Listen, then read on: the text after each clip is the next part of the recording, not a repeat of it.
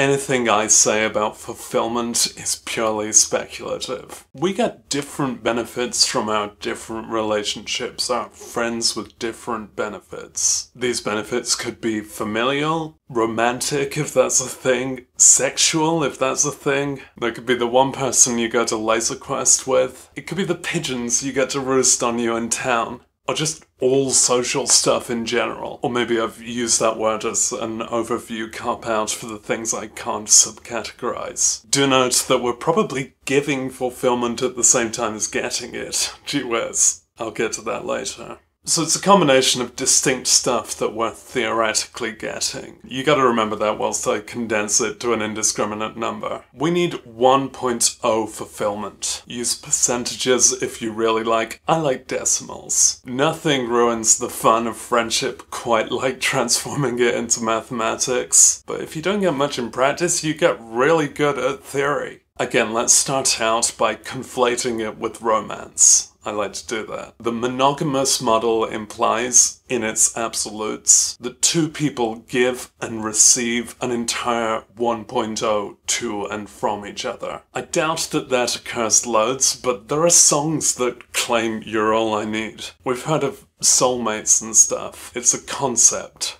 She's the 1.0. If it happened, this would basically compartmentalize those two people from the rest of society. It's a cute ideal, but it's not hugely likely or feasible. One person might not even hit halfway of what you need. A polyamory model increases both the input and the output. Maybe it works, I just can't fathom knowing several people. But theoretically, yeah, sure. Maybe amory itself is a needless structure to impose here. I'm not really aware of its distinctive factors. Without that, I think what I describe is defined as relationship anarchy, at least inasmuch as not revering the normative relationship system. If this isn't what relationship anarchy is, I'm just being anarchic with the definition. Despite all this, I do think I have a pretty good monogamy track record and instinct. Like, I can fit into that situationally. I mean, what's it mean, only having sex with one person? That sounds plenty. Then there's the giving and taking, which prefers to be known as receiving. A balanced relationship between two people will have the same amount of input from both sides, if we're quantifying affectionate input, and I am. Maybe family generations provide an interesting exception to this, because elder ancestors caused the insurmountable burden of the younger's existence, and they can never make up for that. So that might come through as a more one-way support down the generations based on instinctive fondness, and functioning as a kind of apology. Outside of family and the relationships we mutually opt into, it's about give and receive. We generate empathic effort, and the sign of a healthy relationship is when this is in balance. When the effort is natural and equal and doesn't really feel like effort. It's self-sustaining. Self-sustaining across two nodes, like a good structure. Thank you for always being a shoulder to lean on. Same to you. Maybe for a while sometimes it can't be. Maybe hardships mean someone can't give out like they need to take in. But we silently understand that this is a small moment within a subtextual contract that should have an overall symmetry. Where would I be without you? Oh. Maybe a more sustainable plan would have been to mutually rely on several individually colored characters to different extents.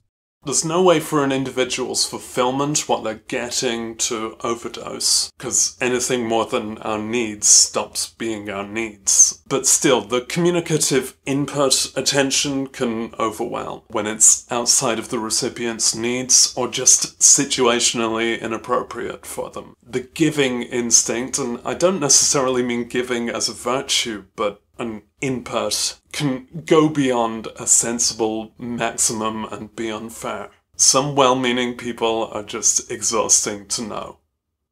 Hey, do not zoom in when I say that. Get back. Some people are exhausting to know, probably.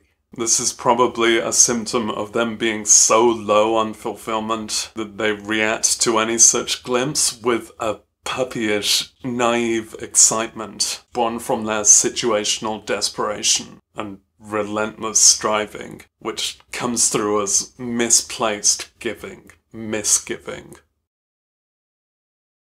Sometimes I disdain relying on people external to myself at all, as if I should be entirely autonomous, independently vertical, with no supports. This is a dignified goal, but a misunderstanding of what it means to be. I thereby try to learn to accept support, but it's not actually offered all that much. We unfairly taboo desperation. Sure, it's pretty gross, but it's just an honest reaction to a situation. Actually, it's just the situation. Acts of desperation can be bad. The status of desperation is worth our empathy. I find life quite fucking desperate, can you tell? Acts of desperation, yeah, they probably suck. Try to make desperation just the situation and not the motivation. A motivation is better off being based on faith, which is like hope, but equally like putting your hand in a blender over and over. Maybe numbers can help us recognize what we lack and look for fixes, to help us get to a stage where comfort isn't such a distant concept that we just keep retreading a needlessly academic outsider's analysis of it.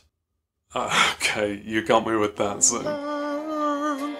If there's somebody calling me up, she's the 1.0.